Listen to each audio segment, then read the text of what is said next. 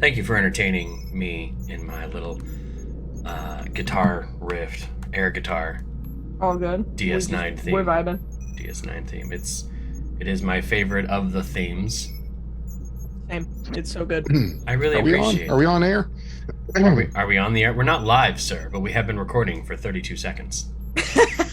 Recording for 32 seconds. I was getting my. Okay, I had to wait. get my That's so solo exact. in. Real was talk. looking at the Do we timer. prefer the season 1 and 2 theme, or do we prefer the one with the drums? So the drums is actually didn't season notice. 4. Just kidding. Season 4. My bad. Oh, you mean DS9? I DS9. prefer the DS9 theme with the drums. Yes. Fair. Okay. Yeah. I got married. Accurate. So when Cal and I got married, the whole party except for Cal and Cal's flag person walked down to the DS9 theme, and everybody who was walking down had done band, so they all knew their cues. They nailed it like on the first take when we did the rehearsal. So we did like 3 rehearsals. It was nailed. We went down, and then Cal walked down to the beginning of a track from Lord of the Rings called "Concerning Hobbits." But I loved. Such a good track. It is a really good track. But I really loved the DS9 theme, and so for our grand exit, because apparently we needed to have one, I joined Captain Meatshield's Patreon, because he does all the heavy metal covers that I love. And he does a heavy metal cover of Voyager and TNG. Oh, yes. I And heard First that. Contact and DS9. And so not only did I subscribe to his Patreon to get access to those MP3s and the guitar tabs, because I'm now learning guitar, I asked him specifically, I was like, I want to play this at my wedding. And he was like, dude, do it. I'm like, yeah, cool. That's so awesome. I got permission What a badass from Captain idea. Meatshield to play the DS9 metal theme for our grand exit. So Meat Shield. What a king. to Captain Meatshield, like, I don't want to, I'm not getting paid for this. I don't want to, like, sound like a shill, but No please ad, but find Captain Meatshield on Patreon. Give him $1 a month. The man's work is amazing. He plays all the instruments. He orchestrates it all himself, and the videos are like all him playing all the different instruments. So Yeah. that's While we're talking about shout outs, I have one I would like to give you guys. So I was at the annual Cincinnati Donauschwaben Society Oktoberfest, which is located here in Corrigan Township, and a gentleman there that's a member that I've known for a while. His name is Chuck, and Chuck gave us a big dose of compliments. Loves the podcast, listens to it often, had a lot of great things to say about it. Yes, it was Lovely. awesome. So Chuck, thank you so Chuck. much. I don't know if he wants me to do his last name also, but you know, let's not do I don't full know. identifiers. Yeah, but Chuck, but if you're out you know there, who you are. if you're out there, we appreciate you, and you should sign up for Captain Meatshield's Patreon Yeah. or ours. Hi, that's awesome. I gotta That's so tell you, cool. it's the best brats at that event for the weekend. I easily put on probably 5 pounds at least. It's good stuff. So Bratwurst Like me at a is absolutely circus. the shit. Anyway, all Beyond right. Brat Podcast. Beyond Brat podcast. Beyond Brat. go. Oh, like I love brats, it. like All right. bratwursts. Yeah. Star Those are Trek really good lower. things.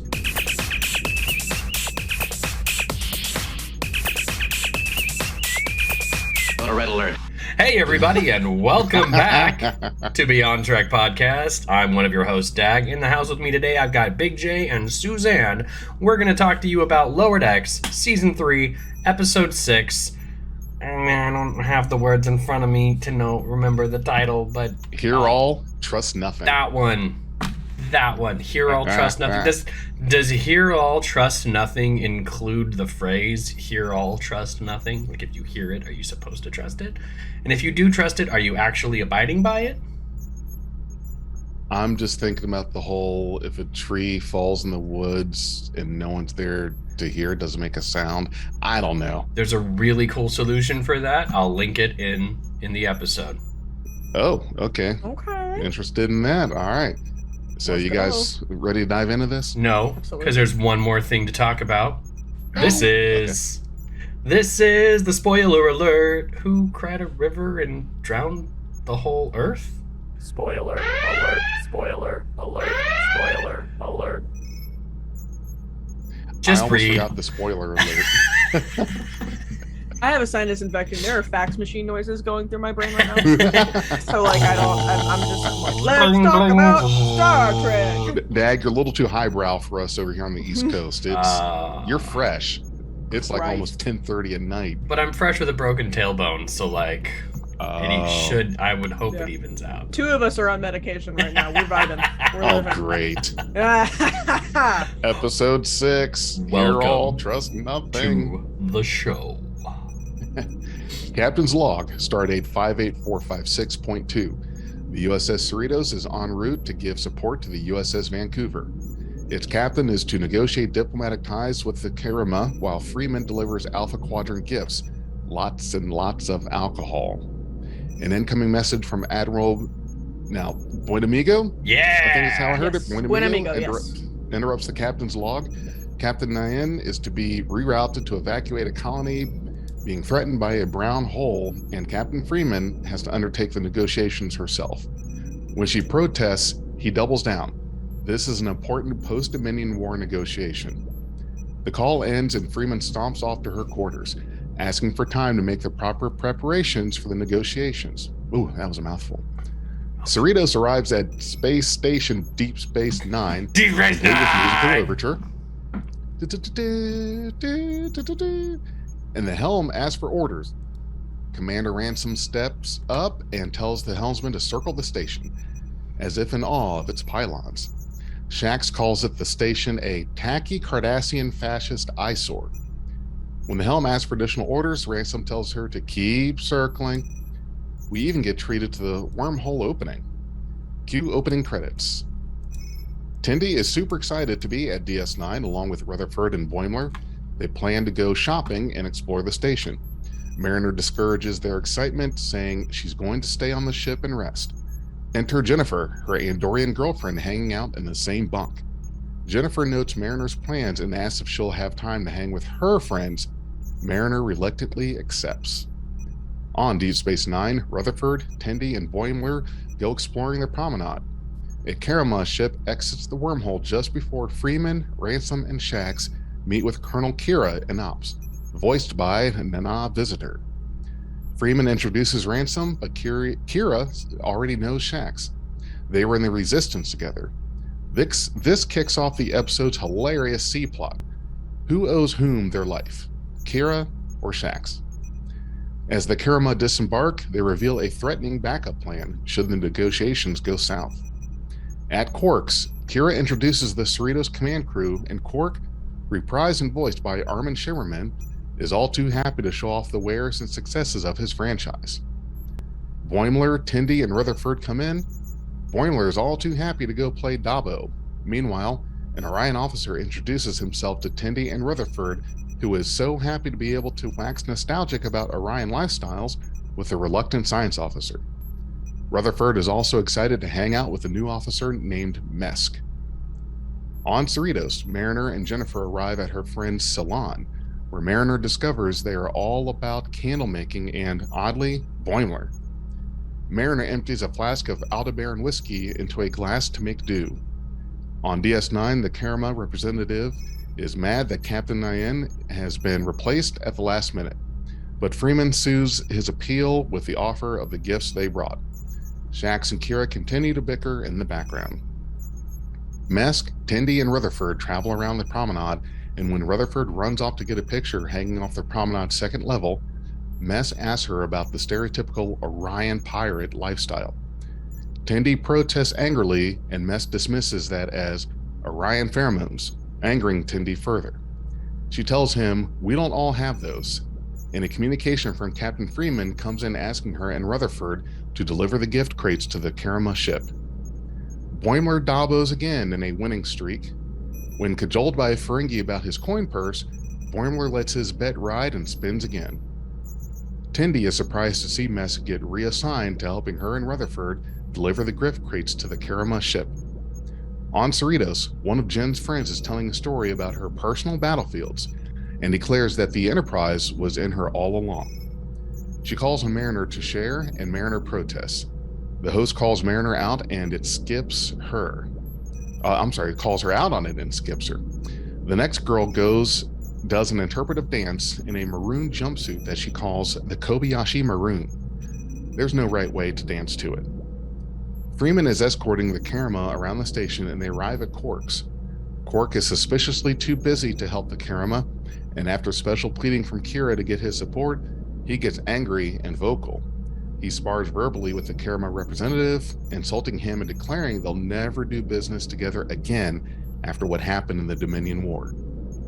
On the Karama ship, Mesk is overdoing the Orion pirate's life for me speech, and Tendi lambasts him for it. He says, "Someone got all humaned up at the Academy." Boimler gets called out again and triples down at the Dabo table. The Karama rep is angry and refuses to deal with the Federation team any longer. Freeman espouses the virtues of Quark's business acumen, pointing out one of Quark's newest acquisitions, the Quark 2000 replicator. Upon seeing it, the Karama enact the backup plan, taking out power to the promenade and kidnapping Quark. Boimler wins Dabo in the dark. On the Karama ship, Mesk and Tendi are still trading barbs when the Karama team drags Quark past them. Quark is screaming for help and the ship disembarks toward the wormhole. On Cerritos, the power is also out, and the party begins to panic when they learn that their candles are using oxygen twice as fast. Mariner pleads for them to put them out, but they continue to panic. Jennifer asks why Mariner is being so polite, and Mariner concedes that she's trying to be friendly so Jen will keep liking her. When Jen reveals that she brought Mariner along to teach her friends a lesson, Mariner begins stunning the party. An unconscious person doesn't consume air as quickly, right? On the Karama ship, Rutherford begs Mesk to use his Orion pirate skills to take over the ship, and Mesk admits he's been playing it up. He's never even been to Orion. Like Worf, he was adopted by humans and lived on Earth. No one called him out on it there. Tendi accepts him for that, and steals his special Orion multi-tool. Tendi, it turns out, is full-on Orion Syndicate, and she's able to break out of the room and take down several Karama while they run to the bridge. Terrifying the last officer standing, Tendi is able to stop the Karama ship from entering the wormhole. While Mesk and Rutherford celebrate success, Tendi reveals it's only a short-term fix. Someone is going to figure out what they did and undo it. Right then, DS9 captures the Karama ship in a tractor beam, saving the day. On Cerritos, Mariner and Jen are the last people standing at the party. Jen says it's probably a bad look, and they hold each other and kiss as Mariner stuns them both. On DS9, the Karama reveal that they were really up to. Quark's Quark 2000 replicator was made with Karama parts, and while Quark was responsible for the codes that made it so successful in the Alpha Quadrant, the Karama are enraged. Freeman comes up with an idea that will be good for everyone. The Karama will get 75% of the profits from the use of the Quark 2000 replicator. Jennifer's friends are in the bar and are apparently now as afraid of Mariner as Jennifer wanted. Quark brings Mariner and Jen drinks, and Mariner blackmails Quark with a holoprogram he made of Kira with his head on her body. Kira shows up, familiar with Mariner, and sees the chip. Kira chases Quark out of the bar. Boimler hits Dabo again and is offered twice as much in vouchers for Quark's gift shop if he stops immediately. Boimler accepts, acknowledging that the Federation doesn't even use money anyway. Shax and Kira wax nostalgic again, continuing to debate who owes whom their life. Rutherford is excited about Tendi's newly revealed skills and accepts her as she is. She says she'll embrace her past and whatever comes with it. She flips a stolen latinum tooth in her hand, one that she used in their getaway from the Karama, and Quark catches it, saying he has a plan for it because opportunity plus instinct equals profit. Hey everyone, it's Dag. This Sunday, October 9th at 4 p.m. Pacific, 7 p.m. Eastern, we're teaming up with Scrutineers and Trek the Vote to bring you a free online event, Finding Our Way Home, Restoring Trust in Our Elections, featuring special guest Tim Russ of Star Trek Voyager. Again, this event is free, and all you have to do to attend is sign up at scrutineers.org or trekthe.vote. We'll look forward to seeing you there on Sunday, October 9th at 4 p.m. Pacific, 7 p.m. Eastern for this very free event moderated by our very own host, Renzo. Go boldly with Scrutineers, Trek the Vote, Beyond Trek Podcast, and Tim Russ. And now, back to the show. I want to be the first one to jump in and say, Mesk admitting that he was not, born and raised on Orion, that he's from Cincinnati, I lost it. Absolutely lost it, because how often does Cincinnati get mentioned? A little bit. There's been a couple movies filmed here and there, but really, I died at that part. That was great. Why is Cincinnati so important to you, Jay? Because that's my hometown. Oh. It's my hometown. Really? That's where I live. Yeah. So you guys didn't know that. You knew that. Yeah, I did not know that. I knew that. That's Oh. why I asked the question. Ah, But okay. it's awesome Yeah. that Suzanne just learned it. No, I didn't I know love that. that. That's Surprise. awesome. Surprise. Yep. Oh, Cincinnati. man. And That's awesome. but I can't say I'm a huge Bengals or Reds fan. It's just like whatever, Fair. But The only reason- for anyone in Cincinnati listening, the answer to the question is Skyline. You know the question if you're from here. So that's all I got to say. I think Question I know. is, I think I what's know better, that. actually. Skyline or Gold Star? It's Oh, Skyline. Skyline. Yeah. Yep. Skyline. 100%. No, I know that. I do know that. No, my friend. You know that just, one. My friend Okay. just moved there actually. My friend from high school just moved there for an engineering job. Yeah. Oh, But nice. yeah, no. I don't know. I thought it was sweet to hold the, be yourself. Be who you are and don't worry about expectations of you, but also in the vein of just like he pretended to be a pirate when he wasn't. I just thought that was sweet. He was just some dude. He's just some guy. You Right. know? I love him. The fact that he got a religious exemption for the multi-tool, what? When did that happen? What happened there?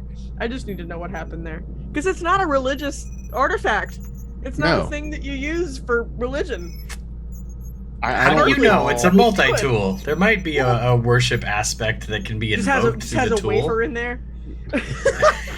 I mean, Or isn't that maybe legally- like this isn't a little multipass. symbol. There's like a symbol that flips I out. mean, You maybe. can, like, do I a little guess you could carve a symbol symbol in there. thing. That's true. That's true. Right. Still You cracks know, me. Still cracks me up. unless the whole point is to say that piracy is an Orion's religion. Ha! Oh, yeah. That'd be good. That'd be In good. which case, there's a lot to learn from the Orions. And then Starfleet's like, yeah, sure. Like, I come don't. on. Very- I don't condone piracy in any form, shape, or Would you not flavor. condone piracy? It's a very Never. beard-stroking moment right there. Piracy bad. It DS9. was awesome. DS9 good. DS9 good. DS9 good. And here we are. The stardate that was given officially moves Lower Decks into 2381. It has been a year.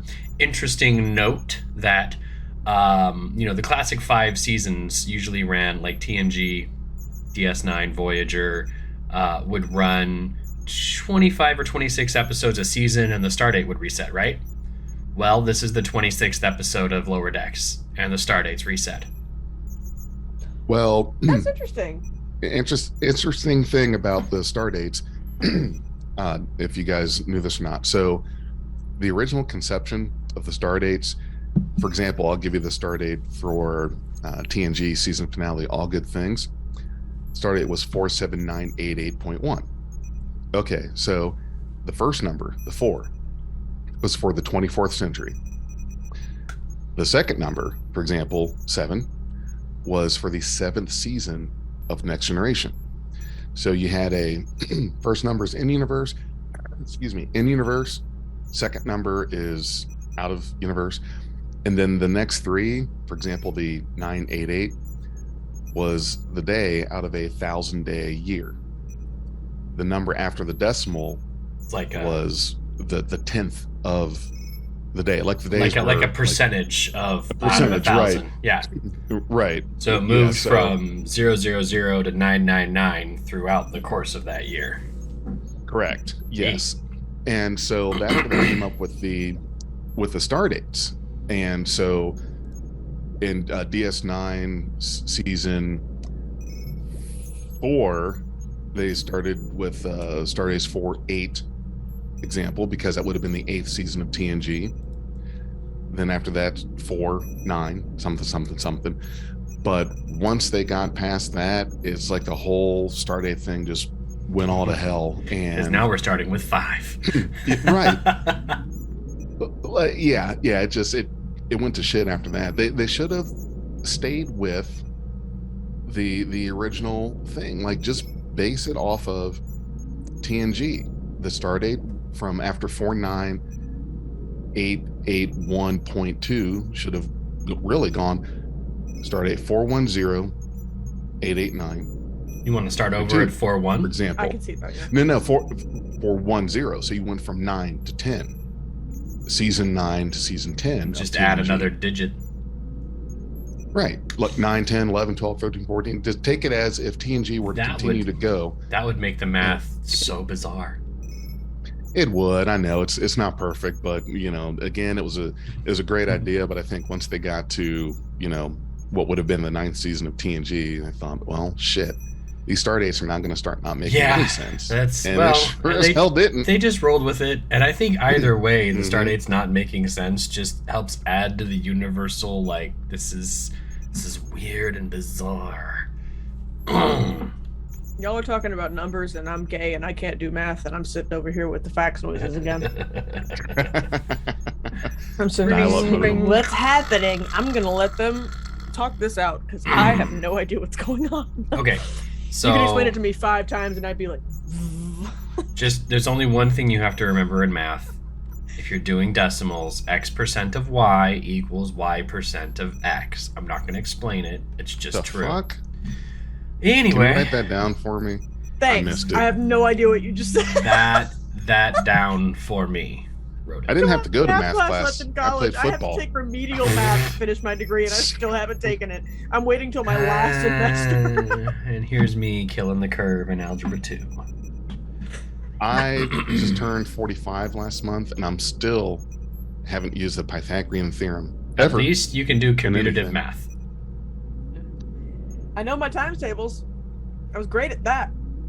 I know my times tables. Other What? than that, good luck. Okay, well, let's hear do a fraction. What's 7 of 9? Fuck. No, hold up. It's 6 of 9. It's 3 of half. It's like a little over a half. The answer is No. gorgeous. That too. I'm gonna cry. I'm being bullied. I'm getting bullied live on the podcast. It's fine. No, don't say that. We'll lose all our credibility and I'll have to quit. That Well, is true. Yeah, 7 of 9 is beautiful. It's true. The whole Love her. math issue is Anyway. kind of the reason why the Mm. 2/3 pounder at McDonald's failed over the 1/4 pounder. Yes, I remember They that. had a 2/3 pounder? They had a I'm weak 2/3 as hell. Well, Because you know that 2/3 is more than a quarter, right? yes, Right. but Yeah. 2/3 is 4. more than a quarter. But the audience didn't. The people who were buying it because- didn't get it. Oh, okay. Because Yeah, 4 that's is greater than 3. right. Wait, no. Yeah. that's America. So, Dag, what was your favorite? What would you like to talk about with this episode? So I like the Cincinnati shout out and the slumber party. It's the DS9. We're DS9. It's Just the old DS9 thing. DS9. I got DS9 on my shirt. I got DS9 on my hat. DS9. Relax, precious. So good. It's so great. No, so I didn't get to watch this episode till Saturday, and I had to stay off the internet for 2 days. Yes. Because Oh, no. the first thing I saw trending when I got on Twitter like Thursday afternoon was Kira Nerys, and I was like, fuck. God damn it. I mean, we knew kinda somebody's knew, though. watching it. I mean, I knew. No, I kind of no. knew. I he knew- was gonna be back. I knew we were gonna get a killer, like some killer cameos, which is great. And I love that Shax and Kira have a history, and they built the world in a little bit there. Kira is familiar with Mariner. Quark and Mariner know each other, which just harkens back to that one episode where Mariner was serving on Terek Nor, Mm-hmm. at the time. So Mm-hmm.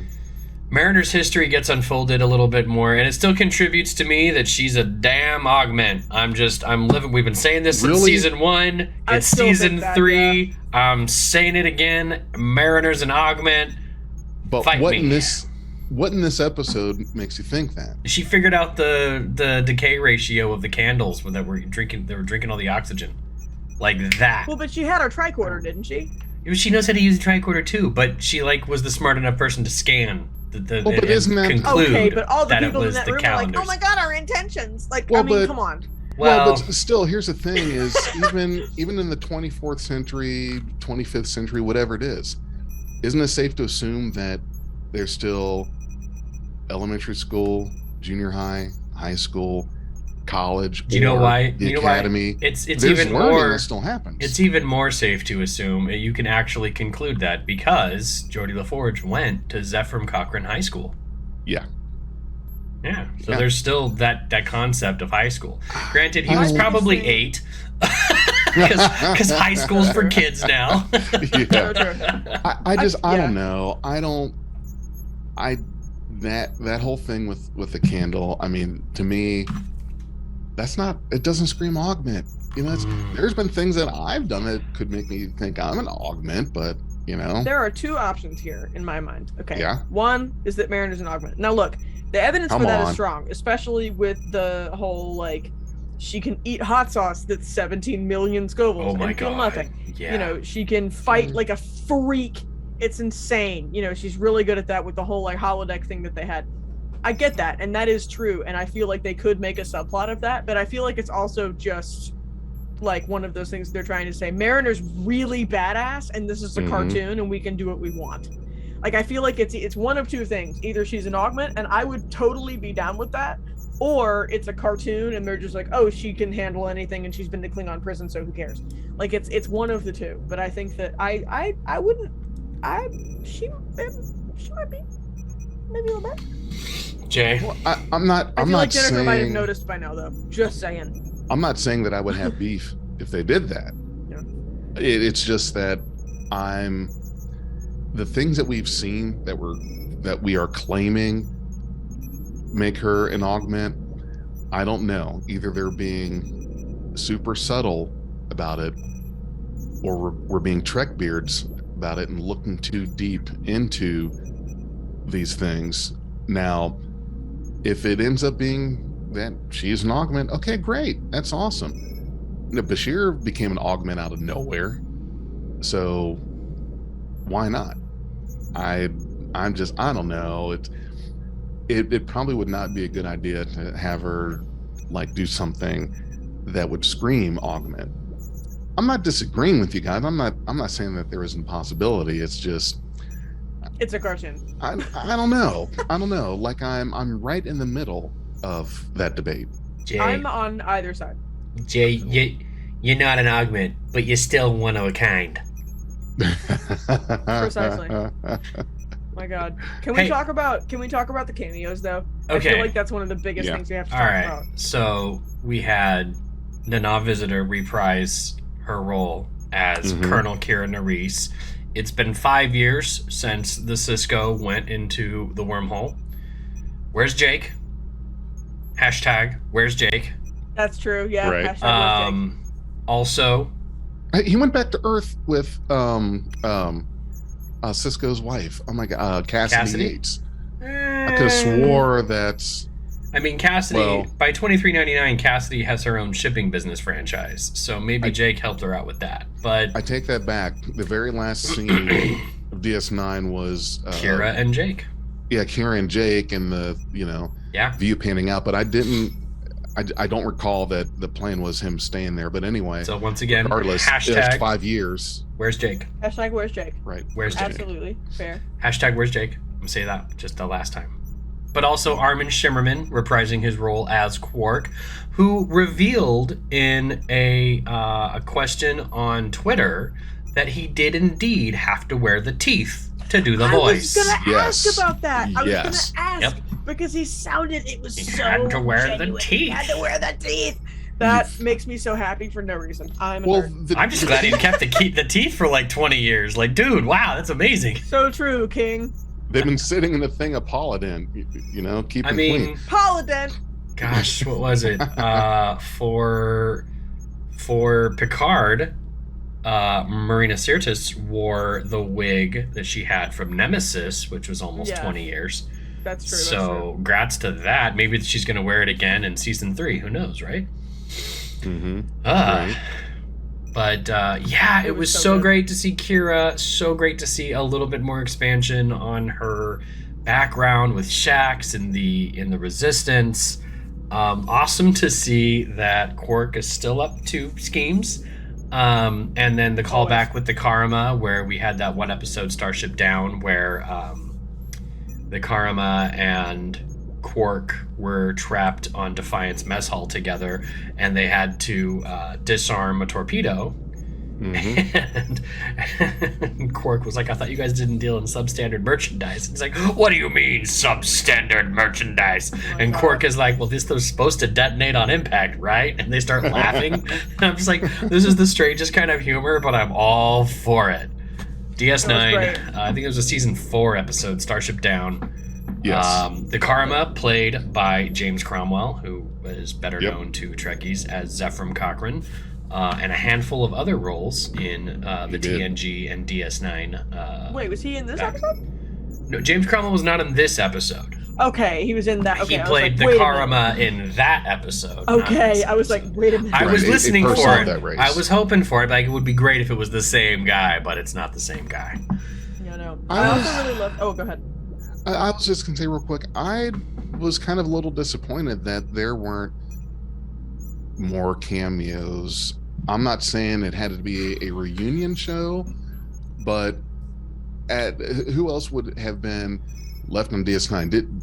Wasn't Bashir staying? Let's break down why those cameos don't exist. I have an idea. Well, Cisco's with the Prophets. The audience has been treated to a view of Ops. Right. Thanks to John at Cygnus X1 for providing excellent screenshots for every series we review. This screenshot shows Ops. Every officer at Ops is a Bajoran militia officer. There's no Starfleet running Terok Nor now. It's entirely Bajoran run. So with no Starfleet officers running the station, there's no reason to have a cameo from a Starfleet officer. That makes sense. Well, but that doesn't mean that they got booted off the place. It probably doesn't mean they got booted off, but in universe, if Bajor is going to take the operations role of Terok Nor, Starfleet's just going to reassign people. And who were the last, 2 officers on Terok Nor? Ezri and Bashir? Yes. O'Brien left, Worf left, Cisco left. Yeah. Yep. Odo left, but he wasn't Starfleet. I would have killed for an O'Brien, though. I would have killed for, Dax. for an Dax O'Brien left. cameo. Would have just lost it. Didn't, When the power went out, power went out, and you see Miles in the corner going, fuck! Like, I would have died for that. Just him having a nervous breakdown. Anyway. Sorry, I had to say it. I'm trying to remember. Did Dax leave DS9? So, because the new shows seem to be embracing a lot of the book and Starfleet, or a lot of the book and what am I trying to say? The video game stuff. Star Trek Online. We know that in the books and the video games, Bashir and Ezri go on to do other things. Bashir ends up becoming a Section 31 magnate. Ezri becomes captain of was it the Aventine? And then the Destiny? No, I don't remember. Anyway. I know the Aventine, but I don't recall. All right. You might be right. So yeah, I think that Mike McMahon is leaving it open for Bashir and Ezri's story to be told in a way that doesn't need to intersect with DS9 6 years later. Maybe so. Which is nice. But I just thought that was an interesting observation that you made. Like, why didn't we have these other cameos? Like, well, Terok Nor is entirely Bajoran run now. Something that didn't even need to be said. We could have, but again, I know. They did mention the tailor shop. Yep. But we know that at the last episode of DS9, Garrick said he was staying on Cardassia. Oh yeah. Yeah. We don't know. I also right. think. Go ahead. We don't know what role he's currently occupying, whether they're following the books where he becomes the Castellan or not. Yeah, just another one of those characters that Mike McMahon and the producers are probably like, let's have that story not have to intersect. We don't need to create canon for these characters where they're off doing something, but they have to be at DS9 on 2381 because that's where they were. Yeah, I mean, that kind of locks I feel like them in. I feel like if you had like especially like if you had a Garrick cameo, you would have had to have a Bashir cameo, which is not gonna work in that time. I feel like these two characters specifically made sense in a way that they didn't have to warp canon or warp even beta canon just to get them there. They didn't have to do any of that. And I think that if they had done more than that, it probably would have upset a lot of fans that read all of the books, that play Star Trek Online, that know a lot of the beta canon, that know more than I do. Personally, I haven't finished DS9 yet. I'm still working on DS9. So the cameos we got were the safe ones, the obvious ones. They were the obvious ones, and they were the ones that probably made the most sense within the beta canon that they felt they wouldn't get a lot of shit for, and that's fair. And also, like, scheduling them is going to be harder, I feel. Especially Sid and not animated. Send them an email with the lines. Well, that's true. I guess it's not that bad, but I mean, it depends on who has a recording studio, who doesn't. It's all about that kind of thing. Because I know that a lot of people that do like Paramount stuff will often get like whole teams sent to their home to put up microphones, put up monitors, put up all that shit. I know Wilson Cruz talked about that once or twice. I think I'm on Twitter with me at one point. And so like that you should see the room I'm sitting in. Well, yeah. I mean, even this setup was expensive for me. I mean, I'm me, but like it's expensive, and a lot of people, even with a shit ton of money, it's a lot of money to spend on stuff. So I know it's a lot, and so I mean, I feel like these were the cameos that, especially because it's not a DS9 story, it's a Lower Deck story. Sure. And so if you have too many cameos, not only is it going to make the runtime too long, but you're going to have to put too many So like you said, for example, you know how they do a lot of Easter eggs every episode, and they did a lot with Kira, and they did a lot with Quark this episode, with the hollow thing and the chip, and then the Kira talking to Shax and whatever. If you had too many characters, it would have been too much of this, and then people would have complained like, oh, well, why didn't you make a joke about this? Why didn't you make a joke about this? And I feel like if you have more than 2 or 3, it's just going to get really overdone with that Easter egg thing. It's going to just too much.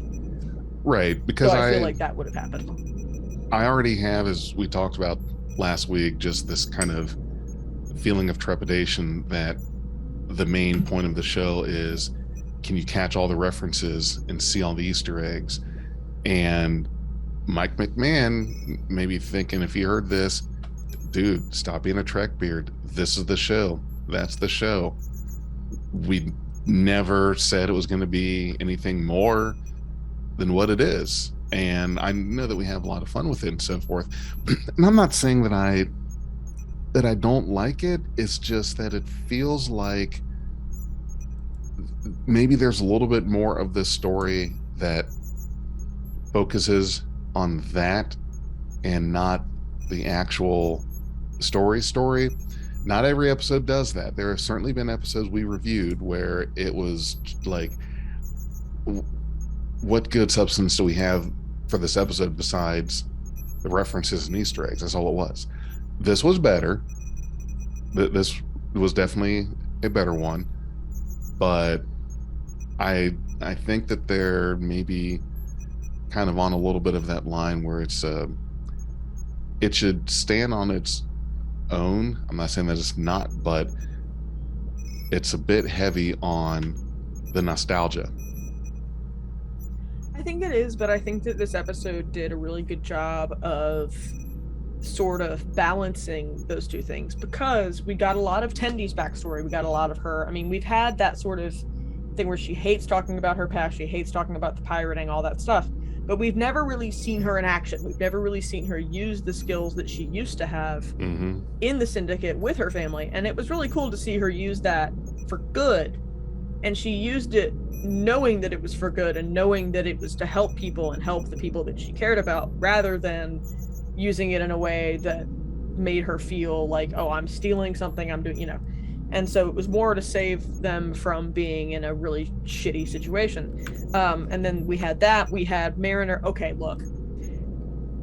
As a lesbian, Jennifer and Mariner made me very happy, and Yeah. I complained a little bit about not seeing Jennifer in the first few episodes, but now that I've seen it, it was so sweet and so accurate that, you know, she's like, I want you to meet my friends because I want you to meet my friends as you. I'm not asking you to change for them. I'm asking you to meet them and take them down a notch. You know, I'm asking you to meet them and tell them, like, this is me and get over it. And that was really cool. And I really like to see that. And I like to see that Mariner and Jennifer had this bonding moment. And it was within the storyline and it was within the Easter eggs, but it wasn't overdone. It wasn't, the Easter eggs weren't overdone. It was character development. It was full-on character development. And the same with Tendi and Rutherford's relationship of her saying, like, yeah, I just want to spend time with you. Like, I don't want to do this all the time, but I do have these skills and I will use them to keep us safe and to make sure that, like, I'm upholding the principles that I already believe in, you know, all that kind of thing. And I think it was really well balanced. I think that we had a good balance of, we get to learn Kira and Shax's relationship. We get to learn that Quark is still Quark because Quark is Quark. And we still get to have those moments, and we get to have the pylons and the wormhole opening and the music and the, you know, just keep circling. But we also get LGBT storylines that aren't sensationalized and they aren't gay specifically. Like, it's not, you know, we don't have to make this whole thing about, like, oh, they're two women.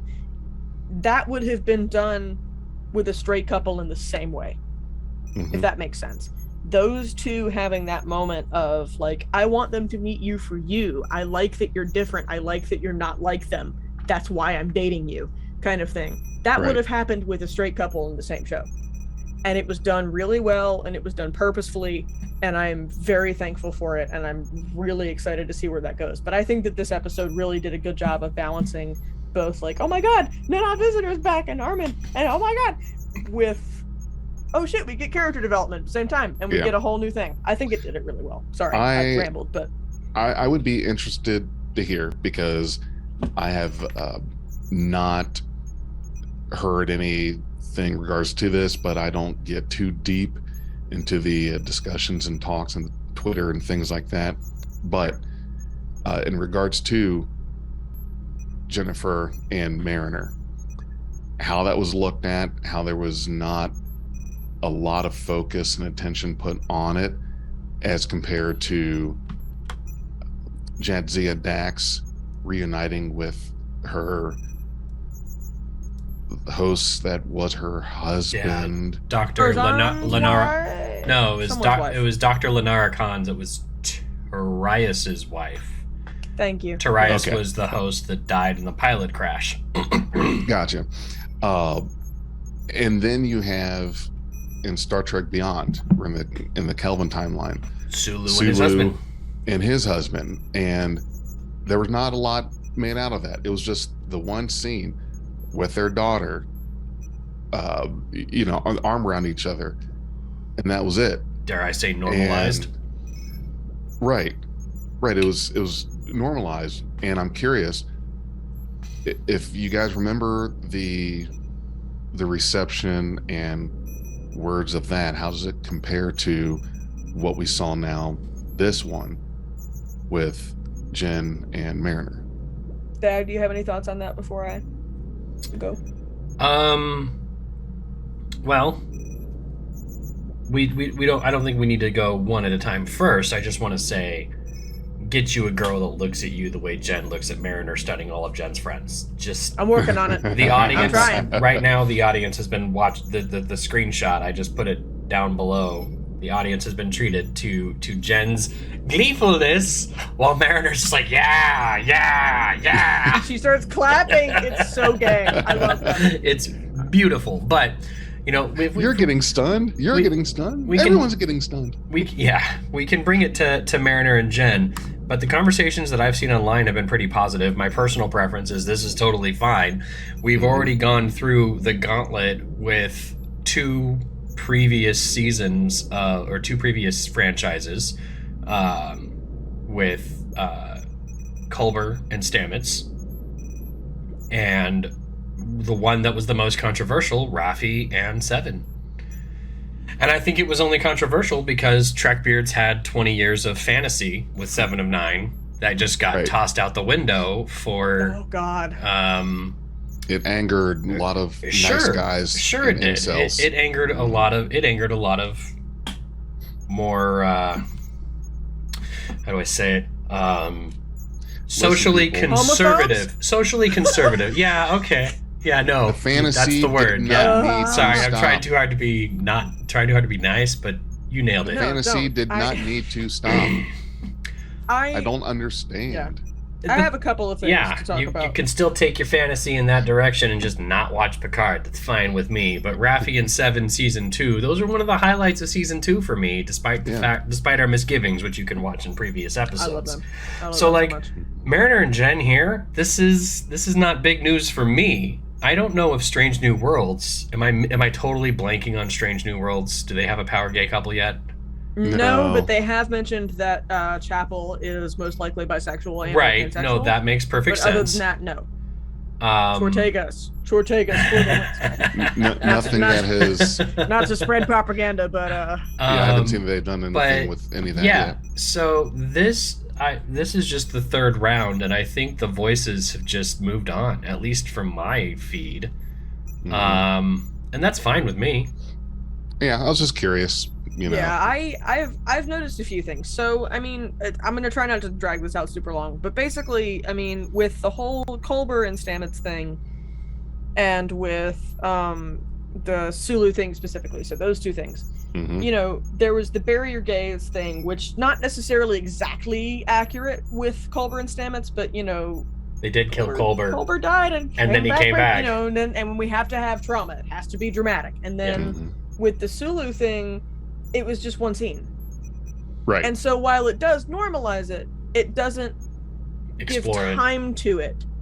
Mariner and Jen does that. Mariner and Jen Mhm. normalizes it and gives time to it in a way that doesn't make one of them have trauma or suffer through it, or you know, doesn't give them this like sad, horrible backstory. It's just like a couple. It's a couple going through couple things. It's Mhm. normal. It's normalized, but they have time for it. That's what I loved about it. And with the Seven and Rafi thing, like that is very true that women, you know, women are sexualized in media. That's just how that goes. That's Yes. life. I think that that's something that a cartoon has a little bit of an easier time with, because you don't have as much of that kind of like, oh, we've had this fantasy for 20 years of blah blah blah whatever, you know, and it's normalized and it's fine. And I think that first of all, Seven and Rafi are gay and fine, and shut up, and I don't care what anybody says. Come at me on Twitter, do it, fine. I have 5,000 followers that would disagree with you. Also, It's true. I just think They that do. Jen and Mariner are fine and normal, and I think it's wonderful, and I think it's sweet, and I think it's well done. And I was complaining at the beginning of the season, and I'm not anymore. I was complaining that we weren't seeing any of them, and I didn't know what they had planned, and that's on me. That's fine. That's my fault, because they did a great job. They did a really, really good job of talking about normal relationship concerns. Not like, oh, we're gay, how are people going to react? Or, oh, one of us died in a random time anomaly and we have to deal with that. Or oh, we're going to have one scene this whole season and that's going to have to be enough for y'all. It's not that. They said, hey, here it is. Here, hey, gay women, here is your representation, and we're going to make it as normal as we can. And I just thought it was really sweet. And it's And fucking wholesome. Thank you, Mike McMahon. It's so good. It's so And they wholesome. stun each other at the end, and it's so People- Mariner and romantic. People can't have a problem with this unless they also have a problem with O'Brien and Keiko. Yeah. Like, I mean, and if they're homophobes. O'Brien and Keiko. There was. Does God, happen. I'm just gonna go off on this tiny little tangent for a second because What about Go ahead. O'Brien and Kate? Go ahead. someone in another server I follow mentioned that they don't like Keiko, and their friend did an analysis on Keiko and blah blah blah. Keiko's horrible, and I'm a Keiko stan. I'm just gonna let the whole world know I am a Keiko Same. stan. Okay, she did the best she had with what she had. She did the best she could do with what she had. Her and O'Brien are the power couple. They stay married the whole time DS9 is on the air. You know, they never have any major threats to their relationship. And the threats they do have, they face together. Even if they're angry with each other, that happens in a relationship, man. All you people who are complaining that Keiko was some kind of shrew have never been in a long-term relationship or bothered to work out your problems in the open with your partner. Because there is anger and there is frustration and there are times when you just want to scream and walk out, but you always come back, and they always came back to each other, and they always came back for each other. Let me just tell all of you, you haven't seen whatever it is you're saying about Keiko. You have not seen that. Big J will tell you. I'll just, yeah. Go off, Big J. Big J's also 6'5" and used to be a linebacker in high school. Kill everybody. You were a linebacker? No, not linebacker. Jeez. Oh, okay. I thought that was for dangerous. real. Welcome to Beyond Football Star Trek. What's the podcast called again? Sports ball. Sport ball. No, I was a lineman. Offensive line. Okay, fair. I was just like, wait, you were a linebacker? He's a big guy. Yeah. But no, Did the good stuff. Ex-wife number 2. I mean, whew. Stalin would have divorced her. Oh, jeez. I mean, We're talking about Keiko, right? No, I'm talking about my Oh, boy. I'm back. my second ex-wife. Diving into therapy now. Ooh. Oh, Christ. No, you know, I feel safe saying that because she doesn't watch this.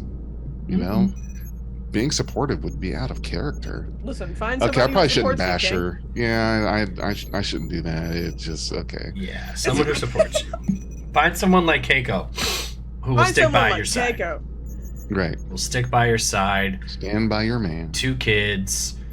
Lost your daughter, came back 17 years later through a time portal, worked it out, gave her back, and then got your daughter back. Weird happy ending. You know, but like. And also, can you imagine going through that like as a normal person and just being like, oh, came back 17? Okay. Yeah, my daughter's 17 now. What? I was possessed by a paw wraith, and Kai went.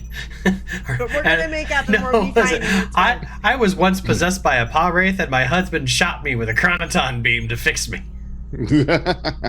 Like, this sounds so bad. Listen, this sounds so bad. But like some of the shit that couples go through on Star Trek, just in general, like with Timeless and like Harry Kim going back in time and then coming back, and then Chakotay being totally fine with Janeway after that, or whatever, you know. I mean, obviously he didn't go. It's whatever. But like, the sex has to be really good for you to actively be like, yeah, we can work through this. It'll be fine. We'll be fine. Just some of the shit that like some couples must, not just couples in the show that we see, but like that some couples must go through in Starfleet. You're right. It's just me. I see some of that shit and I'm like, listen, I'm young. I'm 22. At that point, I would have been like, rehab. I need therapy. Sex I'm gonna be back in 5 is a years. powerful motivator. Like, I don't know. Maybe that's really awful to say. But it's just like some of the things It must has go made through people do some with, like, stupid shit. wormholes and like time warps and Hey. this and that. Like, it's just like, Jesus Christ, why? Just go rehab. Go to therapy for a while and come back and see how you feel. Christ, we'll do this together. Like, he just got back from 20 years ago. It's amazing to me. You know, I don't know what to tell you. I hear what you're saying, but you know. Sorry, you know, maybe you that's know. awful. Oh God, it's a lot. It just feels like a lot, and not just the people that we see on the shows, but like people just like in Starfleet. Like, are y'all okay? Please tell me y'all have therapists. I hope so. Working through this stuff. Oh Lord. I hope so. But no, I think they're doing a very good job portraying wholesome relationships in general. They're doing a very good job of portraying healthy professional relationships. And I like that, like, even at the beginning of this, Mariner was giving them all flack, and they were all like, oh, Mariner's being Mariner. They're all hip to it. And now Mariner gets to pivot off of this growth arc. And now we have Jen to kind of drag her in a different direction, which will be kind of fun to see how that goes. I didn't see any previews for next week's episode, so I have no idea what's happening. Good. You'll like it more that way. What? Trying to get you guys to convert to not watching previews. I just listened don't to you have last time. week. I have avoided the promos. I have avoided all of the promos. Try it. Just I'm trying it. I'm trying it out. try it for a Let me see. couple episodes and see how it feels. I think you're going to feel more appreciative. It's going to feel better. Trust me. I hope that I'm Twitter telling doesn't you. spoil me, because I do follow a lot of the lower decks. Like, I follow my man, and, you know, I hope that I can avoid that. I hope I can. I'm gonna try to mute the lower decks tag. I forgot to do that today. But I am avoiding promos. I'm staying away from it. I'm gonna try it your way, Jay. Did we talk about Mesk and how he was an Orion weeaboo? Oh my god, he totally Well, yeah. Mesk is just Worf. He really just is. A little bit. He's raised by humans, and so he like got down with Klingon ways, but through his own interpretation, and then was just like, I am not a true Klingon. I'm gonna go be an ambassador. But he grew up in an awesome place. Minsk. Yeah, I feel like that's also a pretty good allegory in general. I mean, I'm white as it gets. But like, no, hear me out. I'm going in a certain direction with this, but I feel like it's probably a good allegory for people who, you know, whose ancestry is in a different country or even on a different continent than the one that they grew up on, and they don't have a full understanding or a full connection to their ancestry and to their culture and where they came from. And so it can be difficult to, you know, want to fit in with a certain group but not know how, and try and fit in and try and learn the best you can but still not be fully there. That to me seems, I mean, obviously again, lily white from England, like don't even, but I mean, it would make sense to me as an allegory for like people who don't really have a way to connect with their culture in the right way, and so they try to, but it doesn't always work out, and then they kind of end up stuck between two worlds that they don't understand fully either way. You're right. Yeah, that makes sense to me. I went through the same thing growing up, so you are correct. And I love him. I hope he does well. Little Cincinnati boy. Little green Cincinnati guy. Yes. So he does well, you know? Please let's have some good fortune for Mesk. And I'm rooting for my fellow Cincinnatian. Yes. This is also like Tendy's second or third reveal as being like the Apex Orion Queen. There was that one episode where they did a flashback and she took out like a whole cadre of Romulans when they were stealing the bird of prey. And then there was that other episode where that one guy referred to her as the Queen of the Winter Constellations. Mistress of the Winter Constellations. Mistress of the Winter Constellations. So there's definitely been hinting of Dendy being a little bit more than meets the eye here.